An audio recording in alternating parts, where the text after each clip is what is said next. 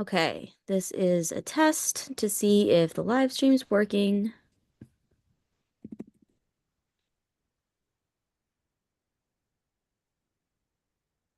Okay, this is a test to see if the live stream's working.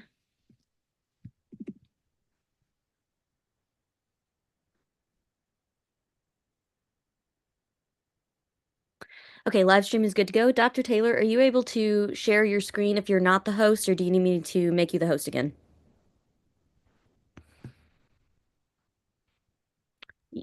Whenever I hit share, it says send a request.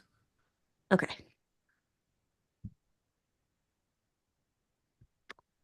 I can make you the host again, and if you need to mute or unmute anyone, you might have to do that. Just a second.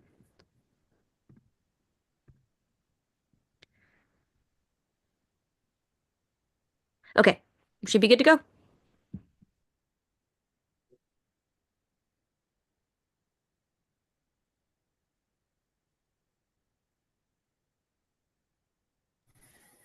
All right.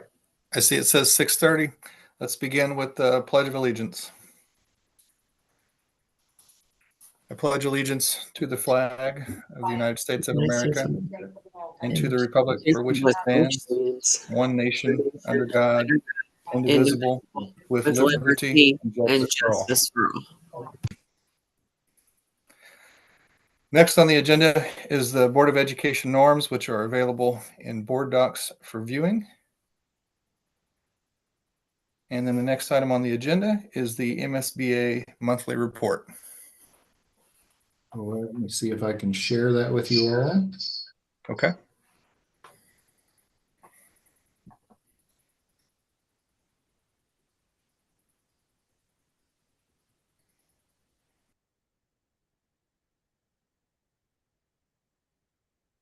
Are you able to see that?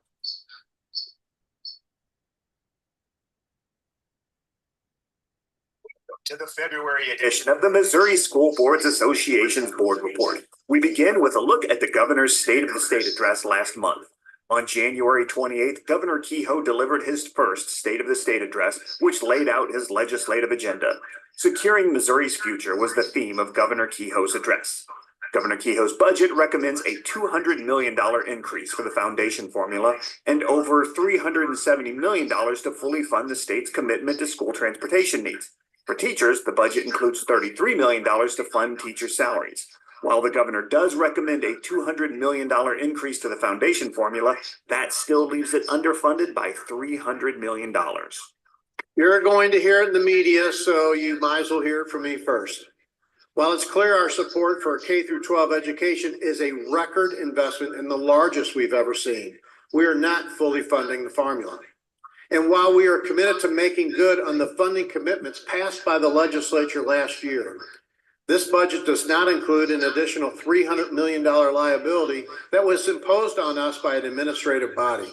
The governor is also asking for $50 million in state general revenue for school vouchers and $7 million for capital improvements at charter schools. The combination of an underfunded foundation formula coupled with the diversion of funds to charter schools and unaccountable voucher programs is concerning. MSBA's Chief Advocacy Officer Brant Shields says that with so much talk around ed reform, MSBA will be spending a great deal of time focusing on education funding and accountability. Coming out of 727, priority number one has to be education funding. Absolutely. You know, one of the promises that was made as they were expanding school choice last year in privatization, and their selling point to many members who were kind of uneasy about voting for 727 is, but don't worry, public education is going to get so much more money out of this. So, I mean, we are here to say, we are here to make sure that education is fully funded. We believe that the best accountability for schools happens at that local level, and we get very concerned when hard-earned tax dollars that come from our citizens and they go to places that are not held to that same level of accountability. And we want to make sure that if a dollar is going out from the state, whether it goes to a public school or a private school through an ESA or a charter school, that they are held to high standards. The governor's executive budget recommendations are the starting point for the legislative appropriation process. MSBA is now working with legislators to support MSBA's priorities as they involve funding beyond the governor's recommendations for public education. As the appropriation process now begins, your advocacy efforts will be essential to protect funding for Missouri's public school students. You know your district best. You know how policy is going to impact you at a local level, and making those personal connections for legislators is really the opportunity to impact. Because when Brant goes and has conversations with them, he's offering a statewide perspective, which is important, but most often those emotional, personal conversations about your local communities is what's going to sway the mindset of a legislator. As the legislative session progresses, we will keep you updated on these developments again this year through our Legislative Voice newsletter sent to members via email each Friday during the session, through critical issue alerts, and MSBA's Spring Advocacy Series. The Spring Advocacy Series helps you connect the classroom to the Capitol and make an impact in shaping education policy. The large class of freshman legislators in the Missouri House and Senate means your insights as a local school leader will be critical, and your connections can make the difference. Log on to Advocacy Lunch and Learns for the latest updates in the legislative session, and plan to attend MSBA's Advocacy Day and Student Showcase with your school board to meet your legislators at the Capitol on March 11th. For more information about all of these events, visit the MSBA website. MSBA is also pleased to sponsor School Board Recognition Month in March.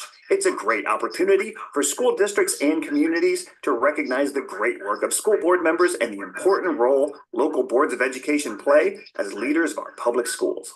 Visit the MSBA website for ideas to celebrate and materials created to help recognize the vital role these public officials play in the education of Missouri's children. That's it for this month's edition of the MSBA Board Report. Thanks for allowing us to have some time at your board meeting, and we'll see you in March for the next MSBA Board Report.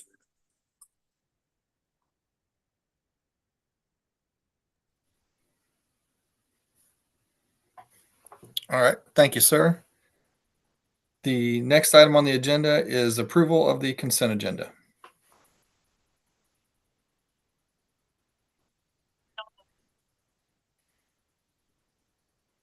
I'll motion to approve the consent agenda items as presented. Second.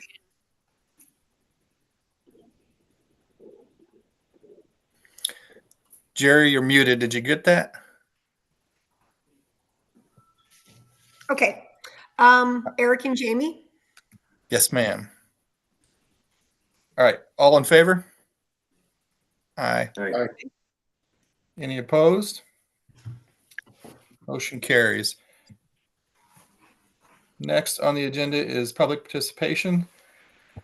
Board members and administrators will listen to concerns and respond when appropriate by mail or telephone at a later date. In order to speak during public participation, a public comment form must be filled out and submitted to the board president prior to the beginning of the meeting.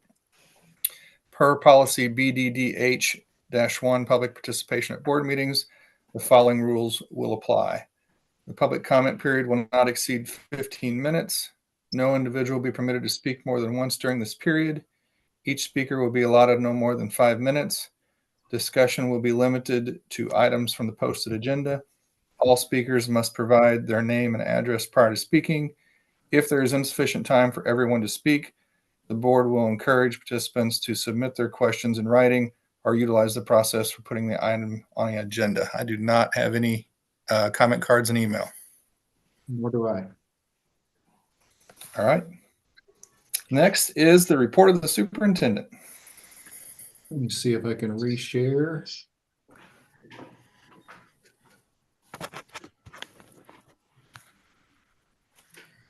Seeing that okay?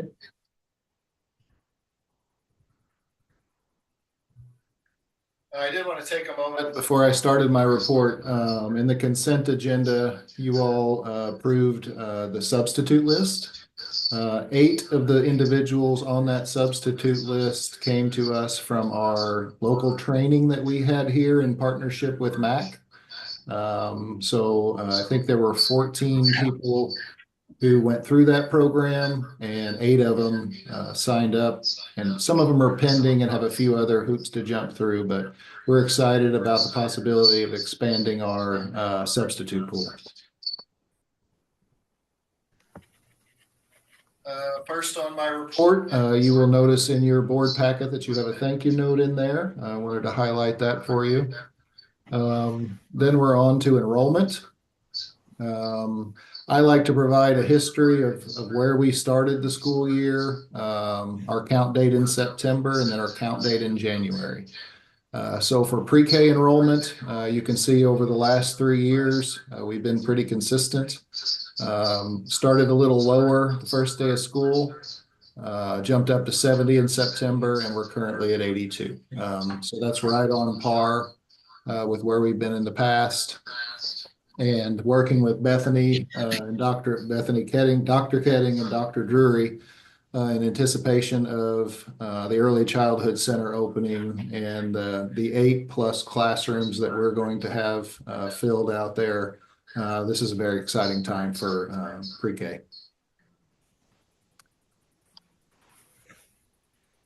Moving on to K-12 enrollment.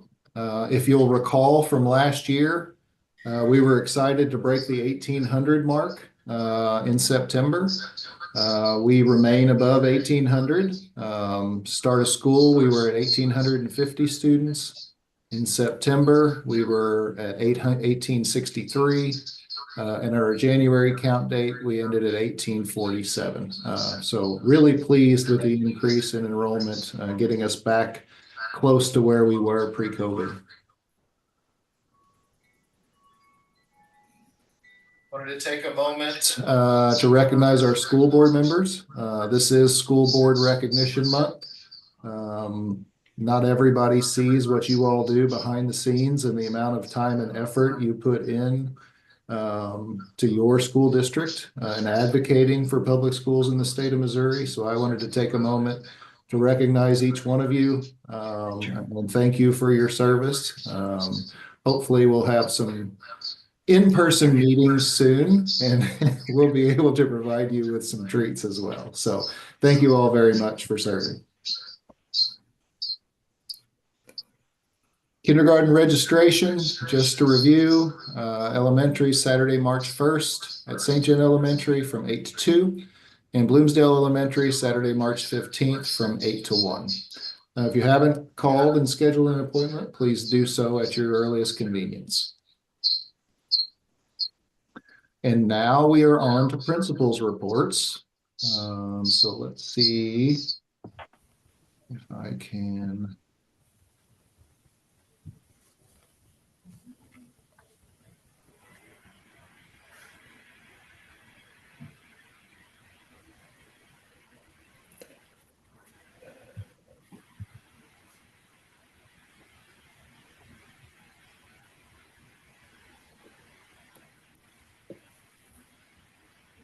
Skag, are you ready? I'm ready. Go ahead and I'll do the clicking for you. Can you give me the first slide, please? Okay, so at the beginning of February, we were able to celebrate our 100th day of school celebrations. It's always a fun time, and it's always an anticipation to wait to see when the 100th day of school will actually fall. On the right, we have some Valentine's Day fun celebrations. One of the things that I wanted to highlight is in the middle of the slide. Our second grade decided to make some Valentine cards, and they were delivered to the Care Center in St. Genevieve. And we received a thank you from them that the patrons appreciated that. Next slide. I'm not sure what this is. Go to the next one. Okay, so we did not get to celebrate Officer Clark and Officer Cusinelli. We were not in session to celebrate them, so we wanted to give them a big shout out. And also earlier this month, we were able to celebrate our two wonderful counselors, Mrs. Grimminger and Mrs. Kingery. Next slide. Okay, so we had some celebrations to go over. On the right, we have our robotics crew. Pictured as the whole team on the far right, but we did have some state qualifiers. Tessa Richardson, Brooke Greither, Gunnar Geck, Micah Kurtz, Miles Ditch, Colin Geck, Lucas Weber, and Harrison Weibrecht. There are a couple of middle school students that are part of that team that did qualify. But I know that Ms. Koenig was very excited about that, and I think the team is as well. I believe, if I'm correct, this is the first time that this group has qualified for state, so that's quite an accomplishment. And then in the middle, we have Kanan Kwan and Elliot Ram. Cam Keeker is not pictured, but he was also part of this group. They received a Create Award. And then we have our second semester Dancing Dragons. And then in the bottom middle, they're actually pictured with Santa Claus because of scheduling and weather. They weren't able to do their Christmas program until like January 17th, I believe. So they were finally able to get that performance in. Next slide. We had our first semester power leaders. We celebrated those first semester power leaders in January. The MCs, Keaton James and Lincoln Palmer, did an amazing job that night and just pictured as one of our groups. The teachers also did the power leader sign delivery in late December before we went on Christmas break. And then, Dr. Taylor, I think you have to hit play on this. This is our positive office referrals. Landon Beckham, Mrs. Pope's whole third grade class, Mason McDaniel, Nora Dunzy, Liam Edwards, Nora Donovan, Riley Hughes, Nora Donovan and Jolynn Ketting, Nora Dunzy again, Coraline Wilson, Clara Brown, Jackson Aki, Jaden Renaud, Holden Bosler, Ellie Schmelsley, Jeremy Heil, Jaden Pfeiffer, Jackson Aki again, Chase Gretzmacher, Carson Sanford, Brady Ram, Camden Kreitler, Daryl Barnett, Cole Dunzy. And that's it for our positive office referrals. That was quite a few for the short time that we were in school. And then we were unable to get our featured teacher super staff nominations in due to weather. So we'll get those to you next month. And that's it for St. John Elementary. Thank you. You're welcome. Good evening. Okay, we'll start with our faculty and staff of the month. We have Bria Harmon and Stephanie Ram. Both were nominated for similar reasons, for basically going above and beyond to jump through hoops and help our teachers out with anything that is asked of them. So they were nominated and well-deserved. Okay, this is our positive office referrals for the month. At the top left, Macy Mintel, Kalik Brown, Griffin Sheldon, Waylon Keene, Ella Dawes, and Remy Jamerson. Next row, Nova Squires, Blake Lewis, Bennett Lurk, Miles Fricka. And the next row, Lucas Welsh, Shay Stolzer, Hallie Lurk, Connor Mayrose, Jeremiah Ogle, and Levi Karen. Okay, in the top left, we have one of our first grade students, Rosalie. She earned a reward that she had been working towards. She's a wonderful reader and enjoys it, and she wanted to work towards reading to our preschool class. So she's pictured there reading to them with her helper, Blaine, and the preschoolers all listened to her very well and enjoyed that. So then in the middle, I just had some of our kindergarten students. It seems like after December hits, our kindergartners just start flourishing. They have 2 kiddos practicing addition and another little guy working on his writing down at the bottom. And Mrs. Grind, her students were learning about postal workers, and they went around the building delivering Valentines and special cards to different faculty members. And we have the one at the top there. He's giving a letter to Nurse Geck before she had to leave us. All right, so we are super excited to revamp our outdoor classroom, and Wholesome was able to work one day, but the weather has been holding them up a little bit. So I will be sharing more pictures as they make progress, but they are working hard to revamp our outdoor classroom. Then at the top right, we have some kiddos that got to participate in the MoCTM Elementary Math Competition on Friday, February 7th at Mineral Area College. Avon Bays, Xander Braun, Sawyer Edwards, Caden Marler, and Tristan Rapp. They've been practicing after school with Mrs. Fritsch for several weeks to prepare for the 4 different events. There were approximately 50 students and 7 schools at the contest, and all of the students performed well. Avon Bays placed 5th in the spirit round, and Caden Marler ended up placing 1st in the target event. And as a team, they placed 4th overall for the 5th grade. Caden and Avon have both qualified to move on to regional competition, and that will be held April 12th at SEMO. So we're pretty excited for them. Then at the bottom, we finally got to participate in celebrating finishing the Wild Robot story for the One Book, One School. And they got some movie time in the gym and attended the viewing of the Wild Robot. And the kids all very much enjoyed that. Okay, on this last slide, you can see some of our district's impact team members. Dr. Westfall presented to some of our impact team on competency-based learning this past week. It was great to see the collaboration and excitement amongst all the teachers. We have some pretty excited teachers partaking in this journey, so I know it was great for us to witness, and we're excited to see this progress and move forward. Thank you. Thank you.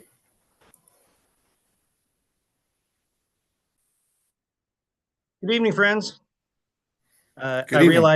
realized this evening it's been a few months since we've talked. In December, I left a video for you because I was out on duty, and then in January we didn't present. And so tonight I feel like I have a lot of catching up to do, but I promise to keep it concise and efficient. Starting with our first slide here, if you look across the top, you'll see some of our Dragon Group students reading to our little ones. And you guys know I'm a sucker for that kind of stuff.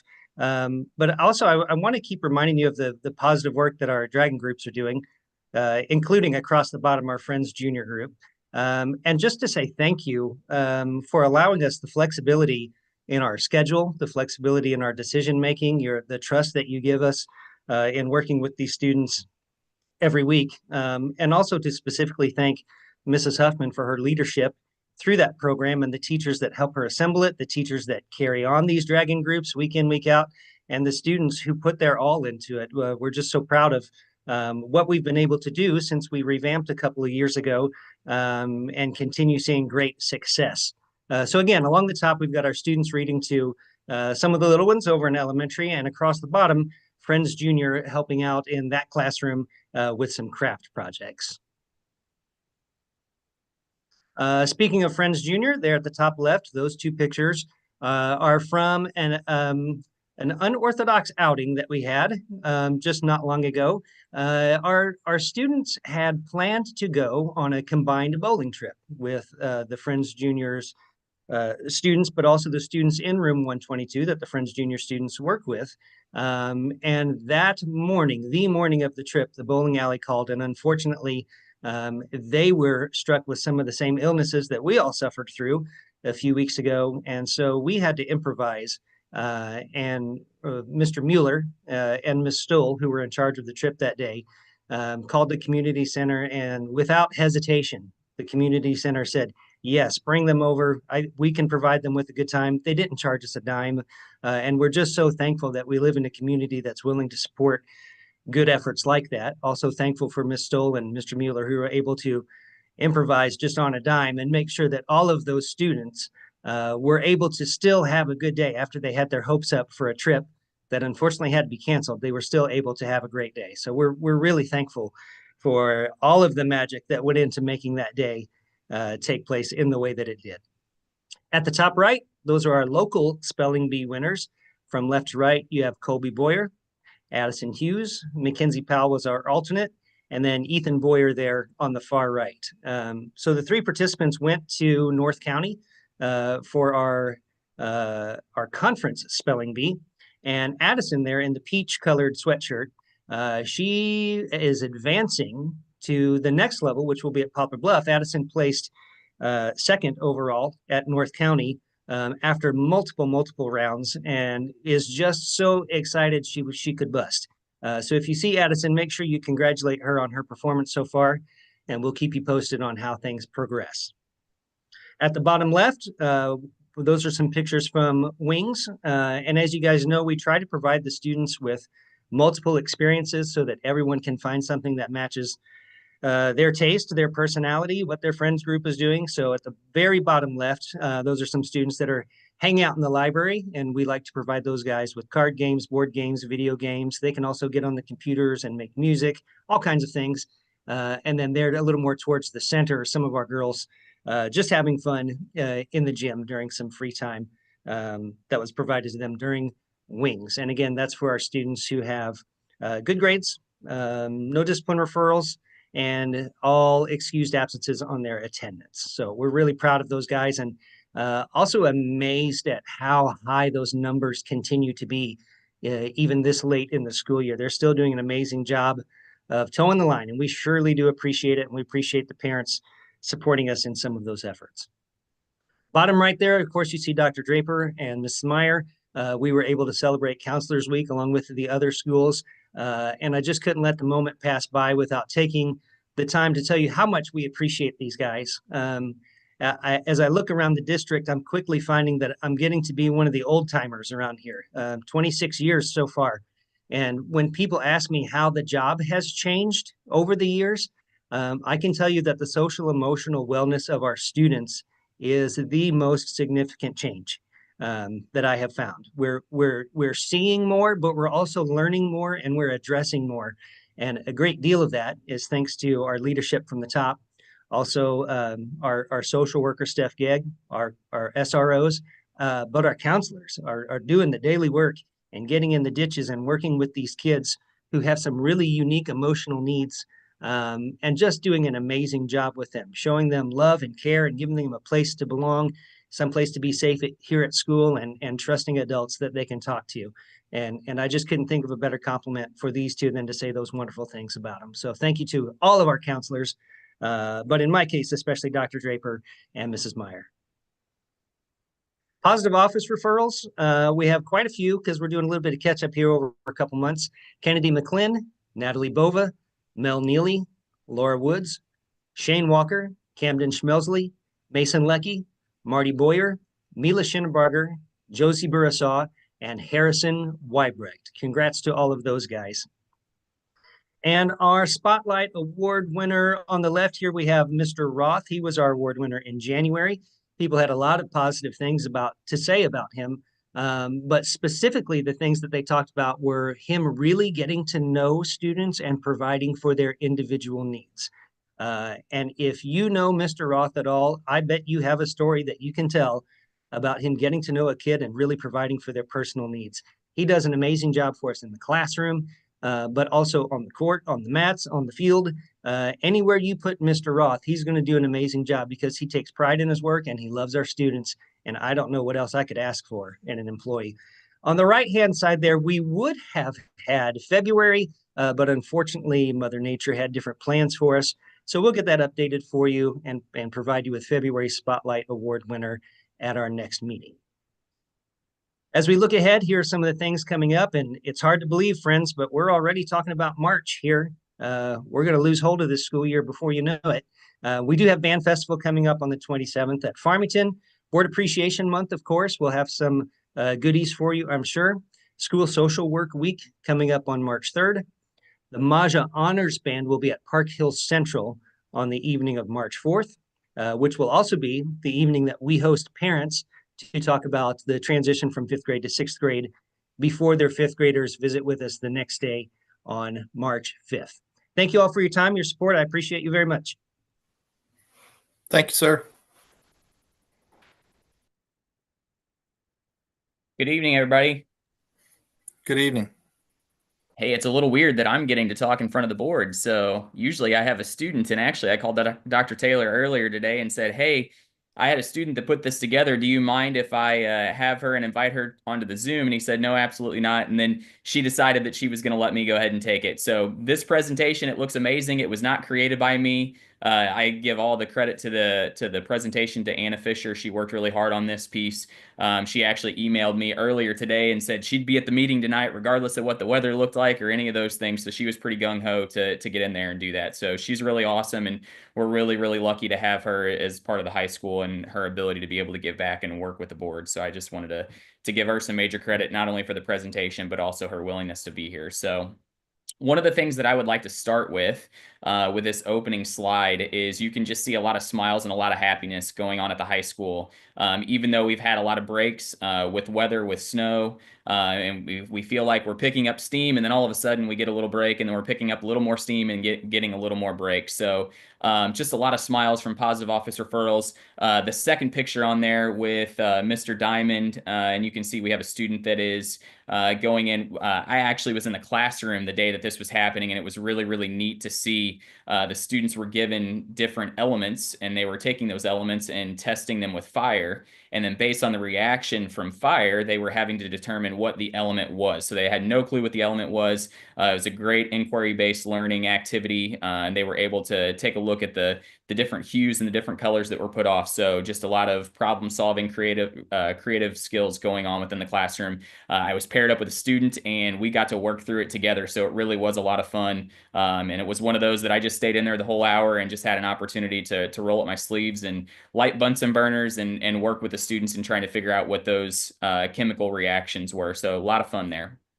I also want to take an opportunity to recognize Charlie Corbett, who we just received some notification that he was selected as a Distinguished Student Leader Award from MASC. And so he's going to be recognized in the middle of March along with Mr. Roth as the Southeast Region's Advisor of the Year from MASC. So we're really, really excited that the two of them are going to be down in Poplar Bluff. I'm going to have an opportunity to travel down as well. So we're really excited about that piece and their representation of our school with the Student Council Association. So really excited about that piece as well. I think we're ready for the next slide. So we have both January and February as far as our Elks and Rotary Students of the Month. So our January Elks Student of the Month is Sophia Fritsch, and our Rotary Student of the Month is Sadie Grimminger. And then our Rotary Student of the Month for February is Mason Rook, and our February Elks Student of the Month is Ainsley McClard. Now, as we take a look at these, I want to take this opportunity to also highlight our counselors who work extremely hard to put this all together. Mr. Toombs every single month is working with the students to get information, to promote the students, to get their pictures, to get their bios, to get all of those things out so we can get that out into the media. I definitely want to thank Bailey for working with us to be able to get those things out and promote our students. And then also Dr. Jury for taking an opportunity to make the connection, especially with the Rotary luncheon, and be able to get those teachers having an opportunity to be able to recognize our students and introduce our students at the Rotary luncheon. So our counselors work extremely hard, as Dr. Mercer said, and it's just really, really awesome to see the way that they advocate for our kids and put them first. And so I definitely want to take an opportunity just to say thank you to Mr. Toombs, Mrs. Okowski, Dr. Draper, especially the three in the high school, and the way that they advocate and work for kids. I know that their roles just continue to expand and continue to evolve. We right now currently have 47 seniors that are placed out in the community. So Mr. Toombs is trying to creatively problem solve and figure out how he's going to manage all of these internships that are out in the community, which is an awesome thing, but then also still be able to provide his responsive services that he does on a day-to-day basis for our students. And so just seeing the way that they welcome students into the counseling suite, to see the way that we have students that are down in that space is something that not only warms my heart, but also is just really, really good for kids. It's a safe space and some place that they want to be. And I know that that has been a major change just in the last 15 or 20 years. That space has just revolutionized and has really changed in a big part to their personalities and the way that they just respond and build students up. So I want to definitely take an opportunity to thank them for what they do. I also want to take an opportunity to recognize our positive office referrals this month. We have Jersey Quinn, Braxton Stomberg, Isla Wolk, Jacob Warren, Jordan Adams, Serenity Smith, Dylan Cash, Alexis Mills, Anna Fisher, who got 2. So not only did she create the presentation tonight, but she also had 2 positive office referrals. Olivia Beckerman, Clementine Birkenstock, Justin Harris, Garrett Gallup, and Austin Hendricks.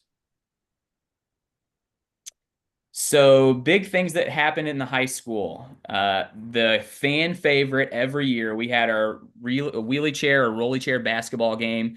That is something that our students look forward to every single year. We did things a little differently this year, and we actually had a parade of the teachers as they were coming down into the gym, and they came by the student body, kind of like what we do with the running of the halls.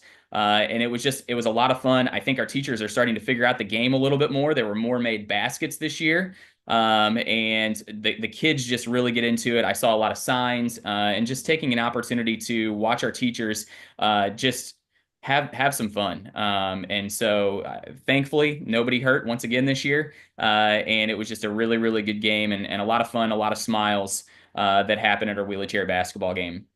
We were supposed to have Powder Buff volleyball tomorrow night. That is looking like that probably will not happen. So that is always something that we typically have that coincides with our uh, Spirit Week during the winter snow coming. So that's something that probably won't happen. So it's going to get pushed off again. It seems like every year that Mr. Roth and Mr. Swice set a date, it gets snowed out. So maybe we need to stop setting dates and just randomly pick something on the calendar and go with it. So we did have some dress up days that were associated with snow coming.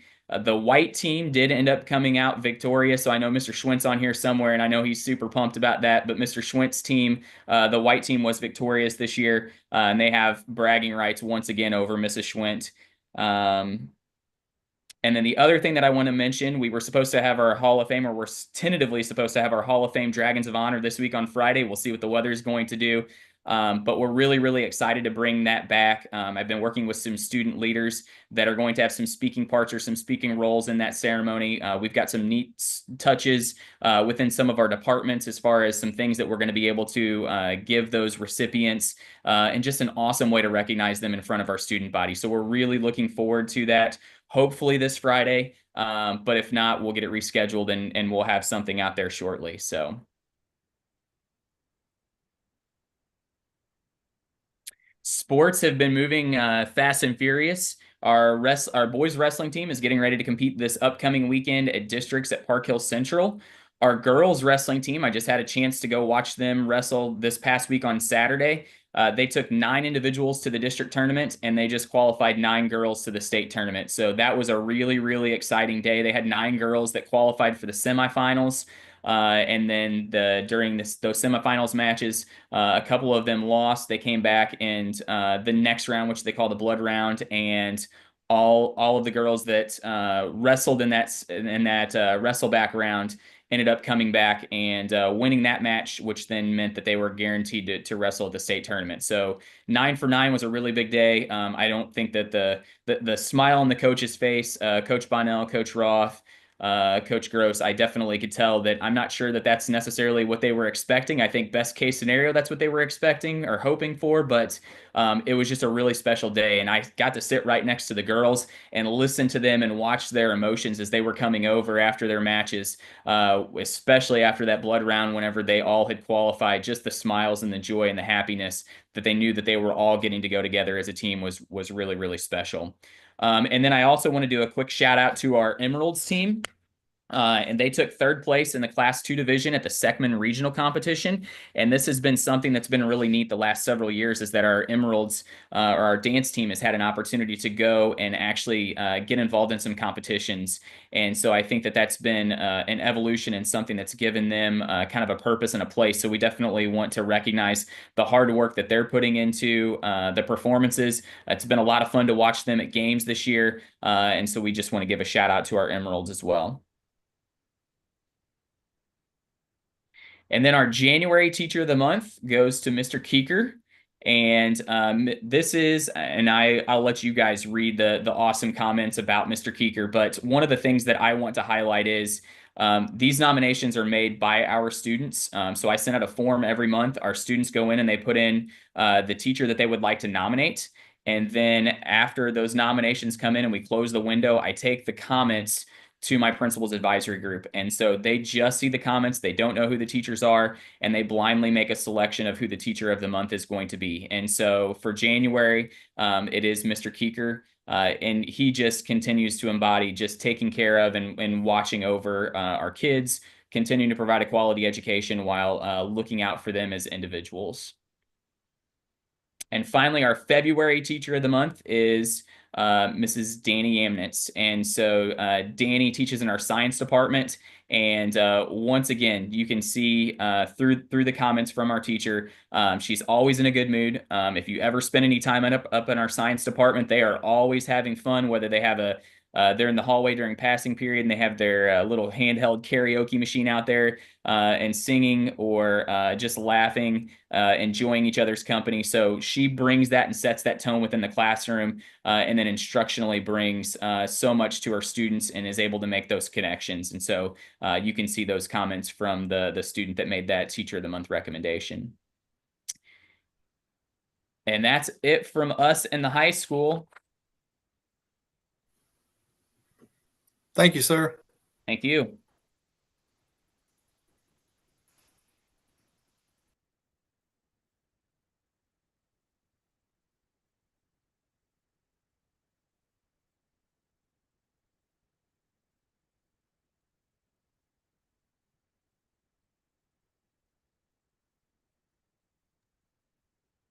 And the last thing on the superintendent's report is the safety reports, and you will find those in your board packet. All right. Thank you, sir. Next on the agenda is unfinished business, and the first item there is the instructional program presentation for high school mathematics.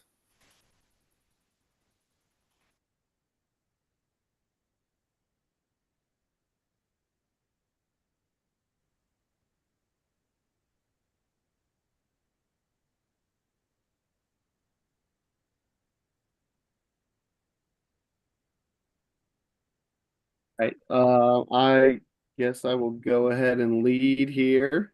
As we go through this, when we get to the different classes, the other teachers can speak on what they do in their classroom with their individual classes. Next slide.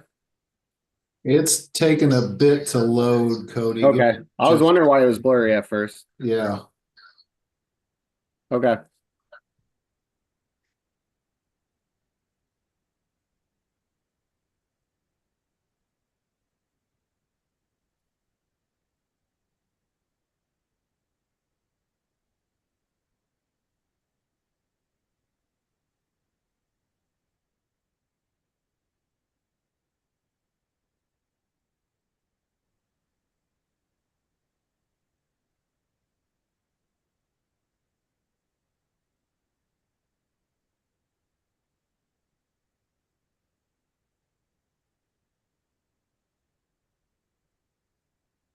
Paul, I just shot over a view only link for the public one. If you want to click in the chat and pull that up, it might work for you a little bit better.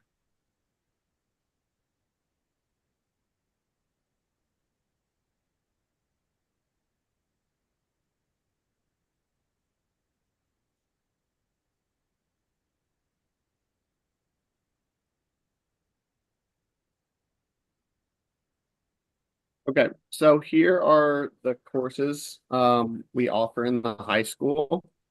All students start off in Algebra 1 unless they have program mathematics. If a student did not have success freshman year and did not pass, their options are there on the left. They can either repeat Algebra 1 the next year. They can take summer school, which is with me, or they can take credit recovery. That's kind of on a case-to-case basis. Summer school is optional for any student who fails Algebra 1. If they struggled through Algebra 1, but they passed the course, they can move on to Algebra 1.5. That was recently renamed. That used to be our Integrated 2 course. If they had success, if they had success in Algebra 1, they move on to CP Geometry. That's also recently been renamed to CP Geometry so that you can see on our pathway. We reorganized our Integrated 3 course and now have called it geometry. Little better names there down the middle. So that changed our old geometry course now to be called CP geometry, which we felt made sense because, as you can see on the right, that's more of your CP path. If students pass CP geometry, they move on to Algebra 2. Most students in Algebra 2 are either sophomores or juniors, depending on what grade they're in, kind of helps determine what they might take after. So if they're juniors, they would move on most likely to college algebra and stats. They're in the middle. If they are sophomores going to be juniors, most likely they will take pre-calc and trigonometry and then move on to calculus. There are some different pathways they can take if students struggle to get from one branch or the other. But that is, for the most part, Algebra 3 is kind of an in-between the pre-calc and the college algebra and stats.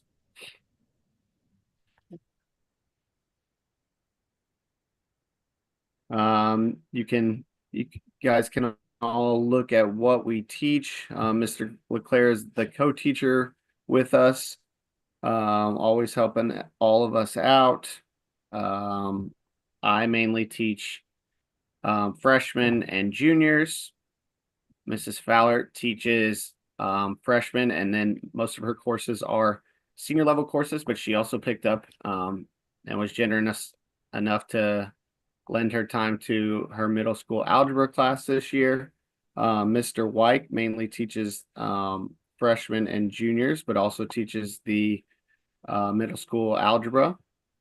Miss Moser has her sophomore classes in Algebra 1.5 and her CP geometry. That can also consist of the Excel freshmen, her Algebra 2, which is juniors, and her Algebra 3, which is a mixture of juniors and seniors.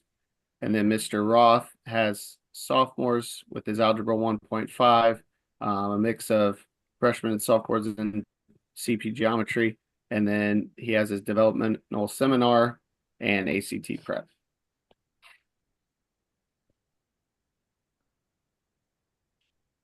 So Algebra 1, again, this is mainly a freshman level course unless a student is retaking it. It's taught by Mr. Wyke, Mrs. Fowler, and I. We all get together on the weekly to discuss how everything's going, how the pace of everything is. We help each other to put together materials and make sure that all students, even though are being taught by 3 different teachers in Algebra 1, are getting the same material, as you guys can see there.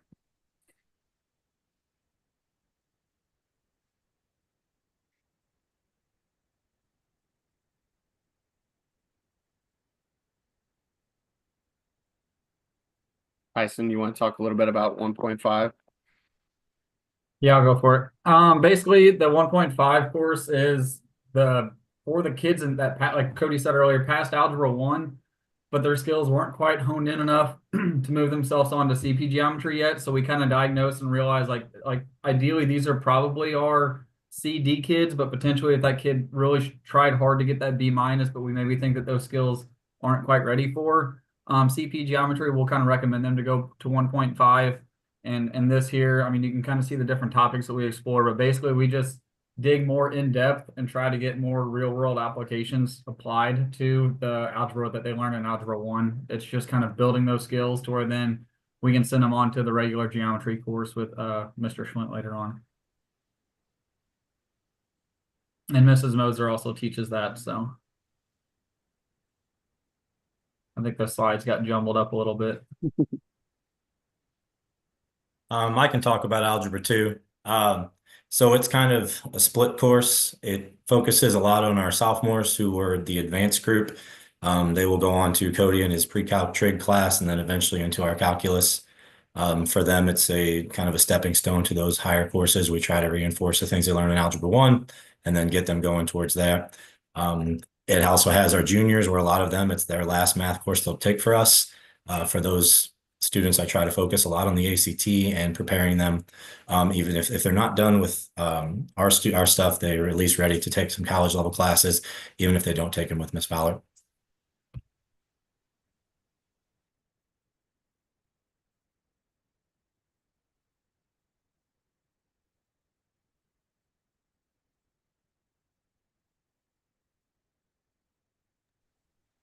Okay, Algebra 3. This course mainly focuses on getting these kids, they're not quite ready to take pre-calc trig. They don't feel like they're ready for pre-calc trig, but they need a course to take before they're ready to take college algebra stats. So in this course, I focus on going a little bit more in depth into those algebra 2 skills. We do conic sections. I try to do more application, throw them some probability, statistics, and also do more things to make sure they're ready for that ACT, because majority of those kids, at least this year, they're all juniors. And so I'm just getting them ready for Miss Fowler to go on and take college algebra and statistics.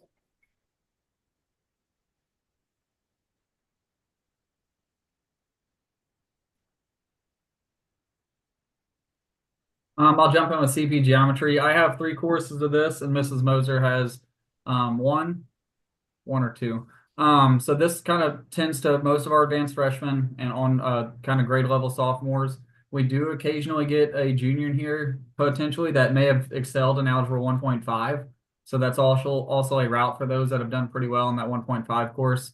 Again, you kind of see the different topics and units that we cover throughout the semesters, but ultimately, this is, in my opinion, is kind of that first challenge for some of those freshmen coming from middle school that have been advanced. So sometimes you see that, normally a kid kind of slip down a little bit to that B range or C range. But I think it's a great opportunity for them to kind of realize what high school math is going to be like whenever they start getting challenged, and kind of see the various different parts of geometry and how it can be applied to our everyday lives.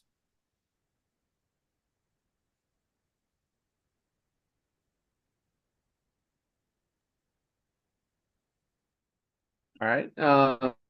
So back to a couple of my courses with the upper level juniors. This is pre-calc is really the make or break one, I guess you would say. Dr. Taylor and Mr. McClard, I think you guys can speak on that with your kids. But yeah, it's really the first time that the students are taking a course that not everybody's going to necessarily take or be offered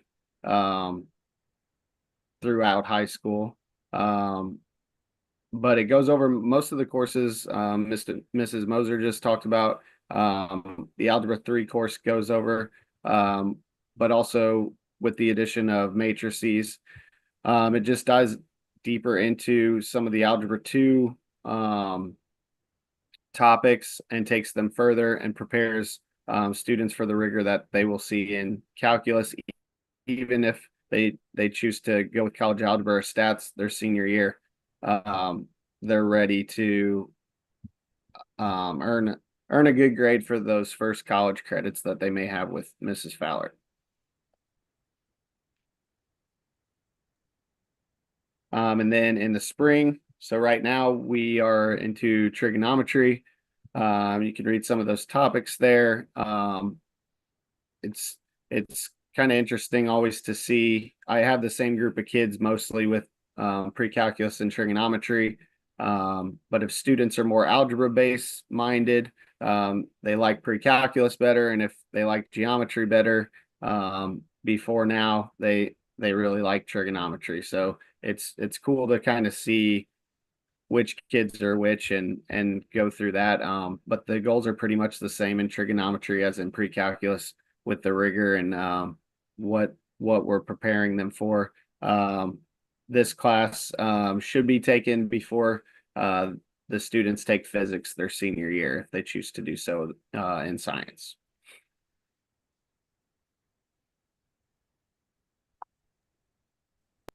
So stats and college algebra are both semester-long courses. first semester, they can take stats through SEMO. And it's fun to teach this because they get a lot of information that they haven't seen yet. So there is no expectation of much previous knowledge. So we talk about probability, which they know a little bit about, but also just how to properly collect data and talking about relationships between two variables, which we touch in science, we touch in algebra, but we get a little bit more in depth there. We talk about the normal distribution, confidence intervals, and hypothesis testing. We do some hands-on things. We do a Barbie bungee, which they get into, that is the relationship between two variables. But it's a good class, and they get their 3 credit hours if they wish to. And then second semester, we call it college algebra, but SEMO calls it pre-calc A. But it's really, again, a lot of the algebra 2 skills, but then ramped up. So they've seen a lot of the information, but then we take it a little bit further, all different functions and whatnot.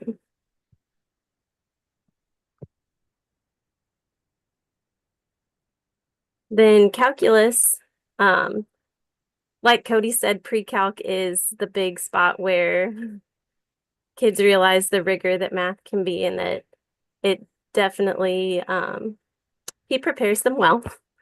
So they come and we do a lot more of application, which is really where math, it has its why, is finally when we get to calculus, we can actually see the real life application for it with limits and differentiation and talking about slopes of tangent lines and how that actually can be useful.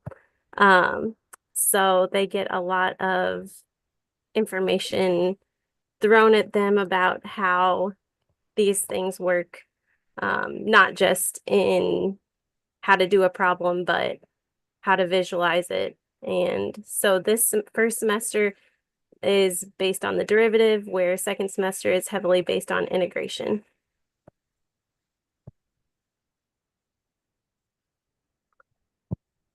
So the math department picked up computer science last year. It used to be taught in the business department, but I have taken over this through code.org. And so it is a course that is fully, the curriculum is all on code.org, and it is called Computer Science Principles. And so the units are here on the slide that we cover. The lessons are often in this explore, investigate, practice, and then make setup, where one day we'll do kind of a hands-on thing to explore a concept that is obviously digital in some way. But they have a really in-depth curriculum that I have really enjoyed and I've learned a lot from. My goal with this, and I think code.org's goal with this, is to open computer science up to every student and show every single student in our building that they are capable of coding at some level. So it's fun in all of my classes. Each semester I've had a wide range of students, some who know way more than I do, and I don't think they learn a ton. And so they get enrichment opportunities in my class because they are somewhat beyond the curriculum, but it's a place where they can sit in my room and do independent studies. But a lot of kids realize that this might be a path for them in the future. So my goal is just to get higher numbers in here. Last year, I think I had 7 total, and this year I'm up to more like 15, I think. So I offer it so that second semester I can be teaching a new batch of kids, because the second semester curriculum is a lot more independent. So I have students that are in Unit 2, and I have students that are in Unit 7 in the same hour.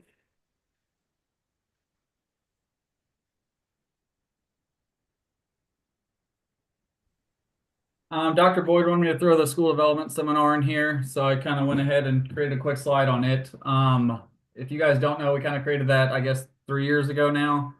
Basically, it's a type of leadership course where we always hear great ideas and different things from our faculty and administration and various, maybe even community members at times. And we say, yeah, that's a great idea, but we don't ever really take the time to implement them. And also, we had very talented kids when we first, and we still do, but when we first started brainstorming this idea, one of the ones that always comes to mind is Brenna Weiner. She was just phenomenal with videography and photography and everything else. And she would always spend a lot of her own personal time trying to promote our school. And it's like, why aren't we doing her a favor by giving her some resources and a platform and stuff to, create and build something great for our school? So essentially, we have really talented kids, and I was wanting to make sure that, like, in my opinion, that we kind of let them help us if they're willing to. So development seminar, we offer it from sophomores to seniors. Freshmen kind of just already have a pretty locked in schedule. They're pretty busy trying to earn credits early on, so we just offer it from sophomores to seniors.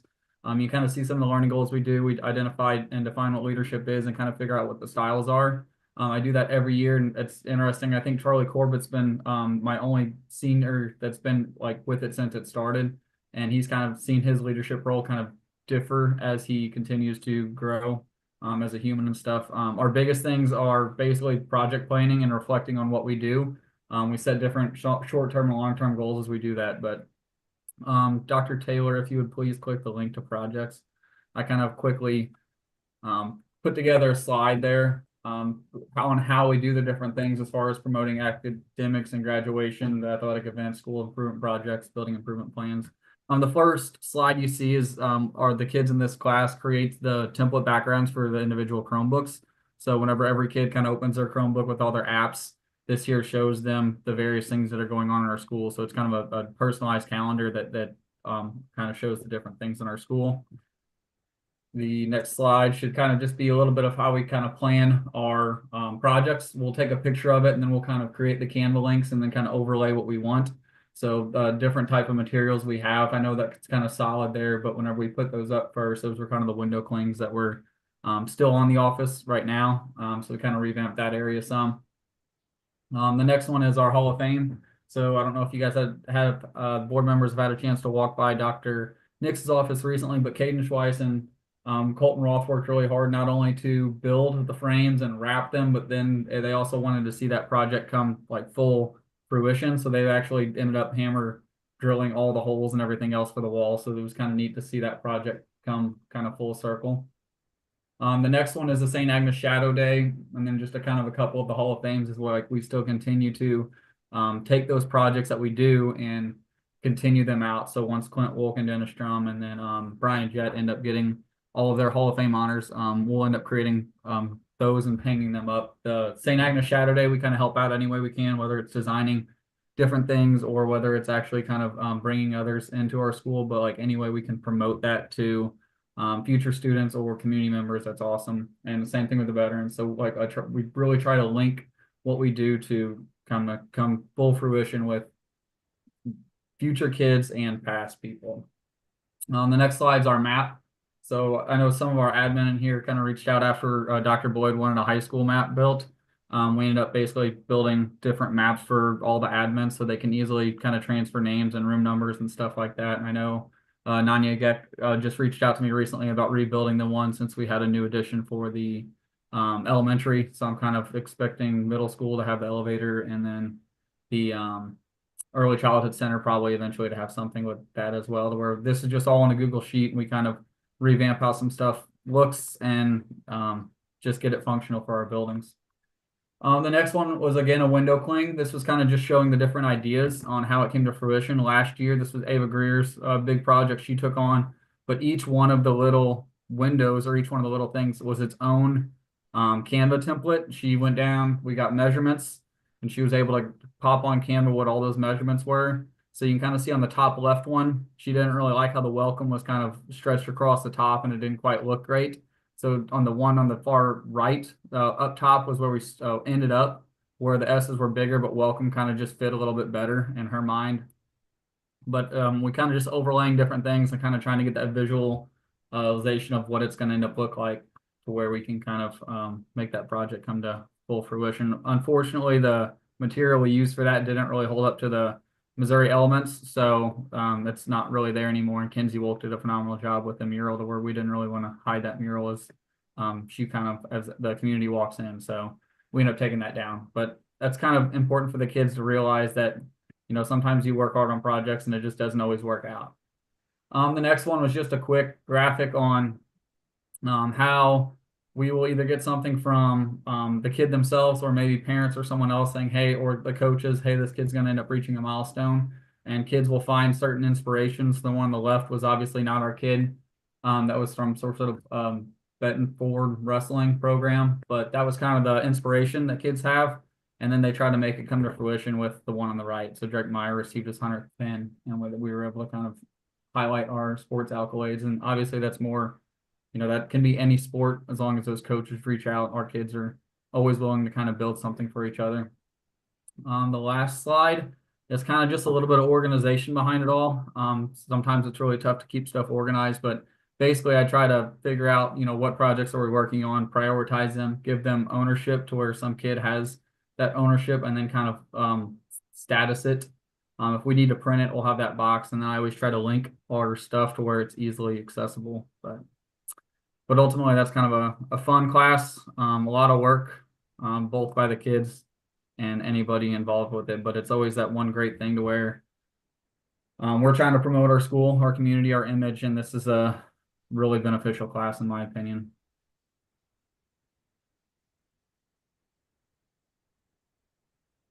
And that should be it. Mr. Bova, can I hop in real quick? Absolutely. I just want to let you guys know that our math department is extremely special.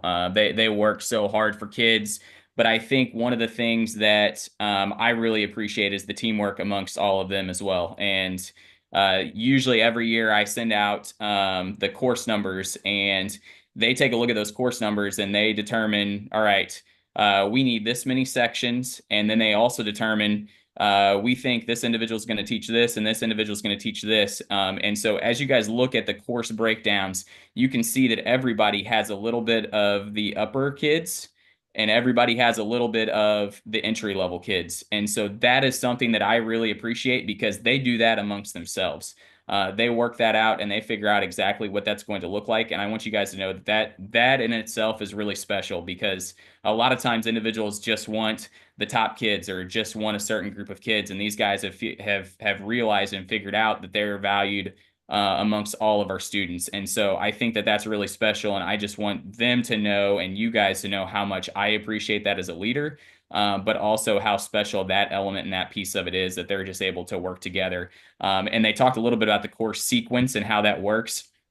They came up and they created all of that, changing those names from the integrated classes. And a big push behind that was making us more compliant with the NCAA clearinghouse and making sure that our students have an opportunity. So that Algebra 1.5 class was created. And Mr. Schwint didn't quite get into this piece, but really it's created, or a big part of it is created because if we have students that are NCAA or wanting to go on to the NCAA to compete in athletics, they have to have Algebra 2. And so by having that Algebra 1.5, we can be really intentional with getting those kids the skills to hopefully be successful in Algebra 2. And that was something that this group sat down, they problem solved, and they figured that piece of it out. And so major kudos to them and just the job and the way that they work together. Thanks, John. Thank you all. And that name change actually came about from going up to Windsor and us and the other schools at the PD, at the River Summit PD, kind of talking how they named courses, and we felt like we were doing some of our students a disservice by having some names that didn't really work with the NCAA. So, and thanks for the kind words, John. I want to thank the rest of my people in the department because I've been here as the whole thing got changed over, and I learned from a lot of unselfish people before me, and everybody who's came in has bit the bullet a little bit for everybody else to balance those courses. And not only that, for our students to be able to have a bunch of different math teachers as they go through high school and not just have the same individual the whole time, which is good for them. So that's the main reason we do it. So thank you, John. Thank you all very much.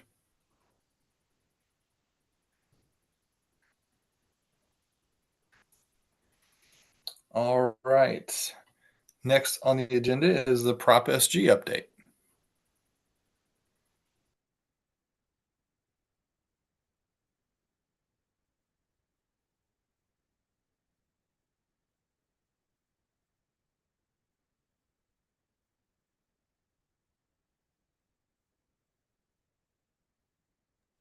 I guess I was muted. We weren't able to get any updated pictures with the weather being bad today, and we have scheduled Brock Miller Construction and KRJ to come provide an update at the board meeting next month. So we are going to forego traditional Prop SG update this month and have an extended Prop SG presentation at our next month's meeting. All right. Thank you, sir. Next is the 2025-2026 proposed school calendar. Everybody able to see that? Okay. Last month you were given an initial draft of the calendar for your consideration. Our process has traditionally been to develop an initial draft, which is in essence taking the current calendar and rolling it over and attempting to make it fit as best we can. Given the fact that Easter moves around quite a bit, some years are easier than others. But that's been our traditional process. This draft calendar is then shared with the calendar committee and faculty and staff via a survey. And this survey was open from January 9th to January 19th. The calendar committee met initially on January 14th to discuss the rollover calendar and develop a plan for the survey. This meeting, the committee also discussed several ideas regarding adjustments to the calendar that may need to be considered. The committee met again on February 4th to review the comments from the calendar survey and finalize a draft calendar for your consideration. This is that draft calendar. This calendar presented to you this evening has a few adjustments to the prior calendar. Dead period, which was approved by the board on August 27th, is August 2nd through August 11th. New teacher PD days will be August 4th through August 6th. We will have orientations, additional PD days, open houses, all leading up to the first day of school, which will be on Monday, August 18th. According to Missouri State Statute, Missouri Revised State Statute 171.031, we can start school no earlier than 14 calendar days prior to the first Monday in September. That day is August 18th. We receive several comments every school year from teachers indicating that they would like to start on a Thursday or Friday and not a Monday and have a full first week.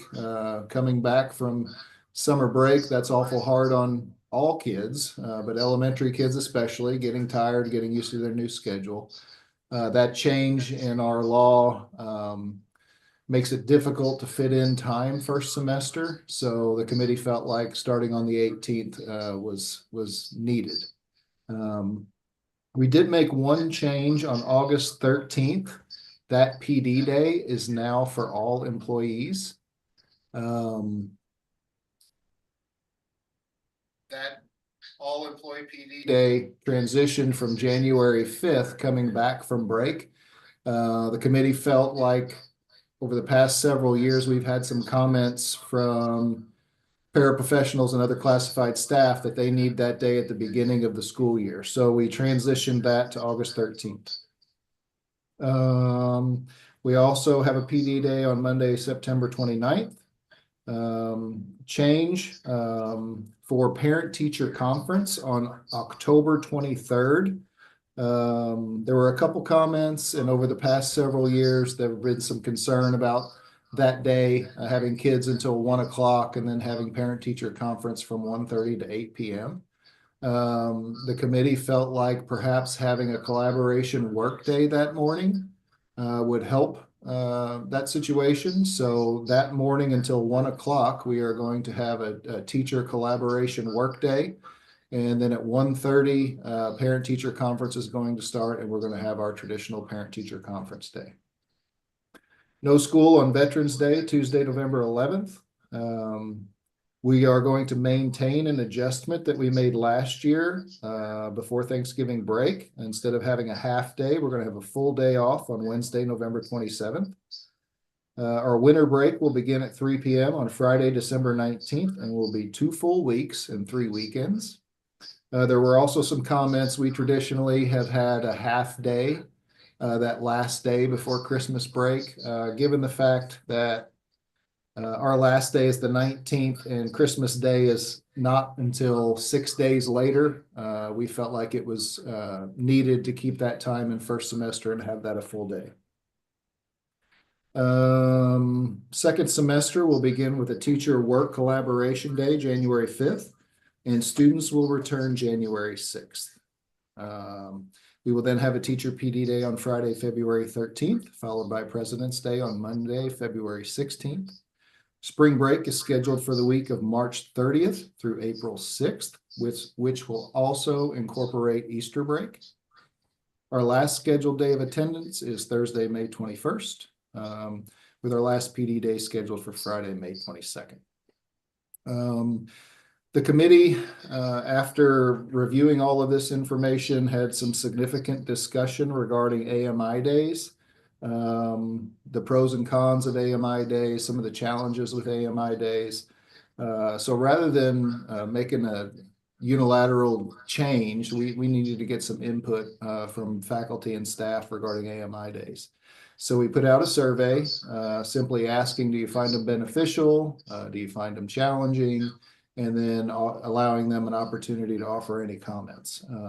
The survey received 175 responses, and 73% of respondents indicated they are happy with AMI days as they are. So that's a pretty overwhelming indication that AMI days can be useful and are useful to most people.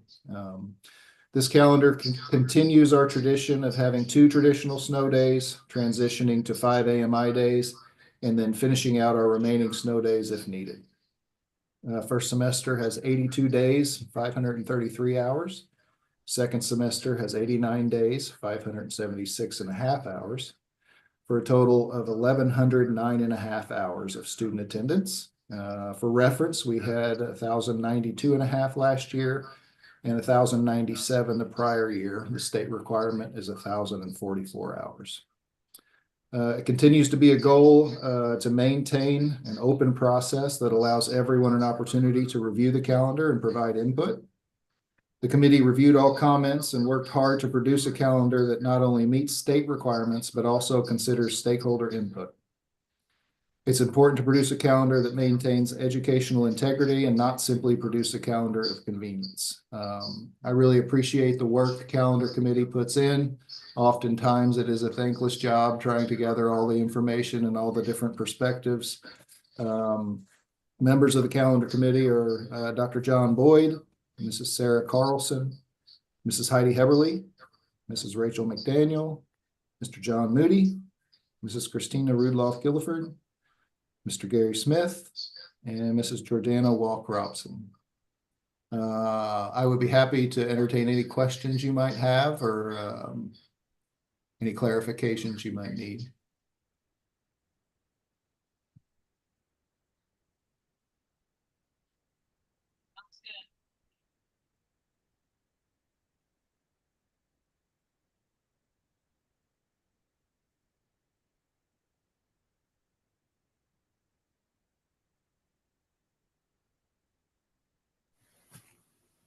Are there any other questions for Dr. Taylor? One final thing, I would like to point out that the Missouri legislature often makes changes challenging. Several years ago, we transitioned from a number of days per year requirement to a number of hours per year requirement. Then in last year's legislative session, they instituted a 169-day requirement if school districts wanted to receive a percentage bonus of the funding formula. So I don't know if it has to do with new legislators coming on board and not understanding prior law, and you know, they're going back to when they were in school and it was so many days a year. They're attempting to rectify that in the legislature currently. I think there's a bill in place to try and fix this issue, but oftentimes when issues are passed, they create more hurdles for school districts and administrators to jump over and navigate, and cloudies the water somewhat. But I feel like the committee did a good job of addressing that this year.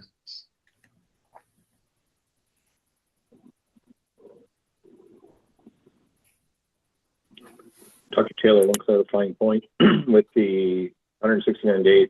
I think the intent of the legislature was to encourage schools to stay open 5 days a week and not go to a 4-day school week. So understand their intent, but also confused by their writing of the law. So, but glad to see we have the 171 days here. So,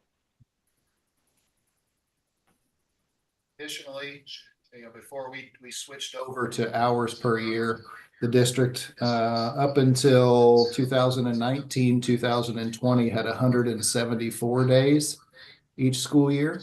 Of course, in 20, that's when COVID happened, and we made some modifications and our number of days went down. Calendar last year was 169 days, and this calendar presents 171. and I believe, correct me if I'm wrong, it's significantly more than surrounding school districts. The number of days. Surroundings, yes. I was a little nervous with the 169 days, considering the percent bonus possibility from the foundation formula. But most school districts are at 169 school days. You have to remember that our school day is represented by 6.5 hours of attendance. Just for example, Park Hill Central, I know, has 6.75 hours in their school day. So each school day they attend, they get an additional 0.25 of an hour that we don't get. So that time adds up over the course of a year, and they wouldn't have to attend the number of school days that we do.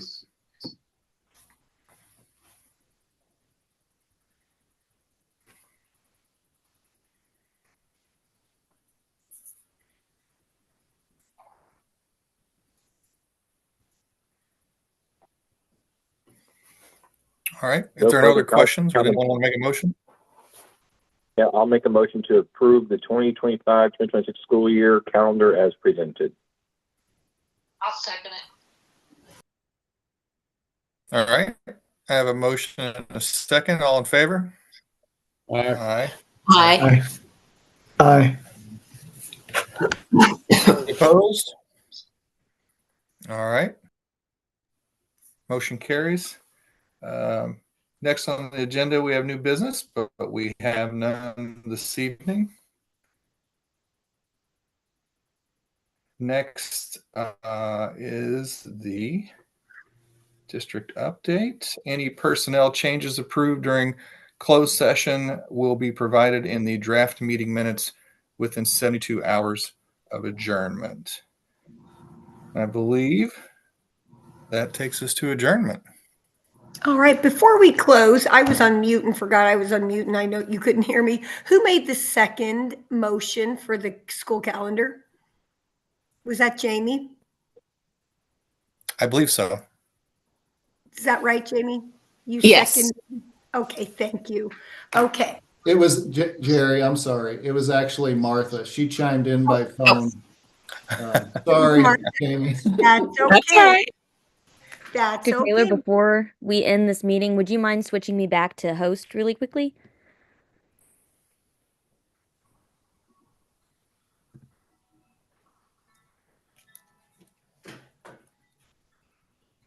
Thank you.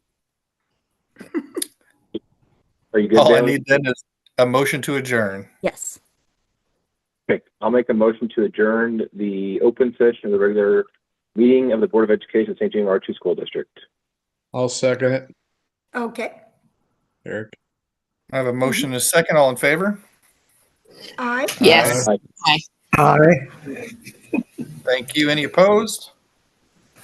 Motion carries. Thank you all for attending tonight. Have a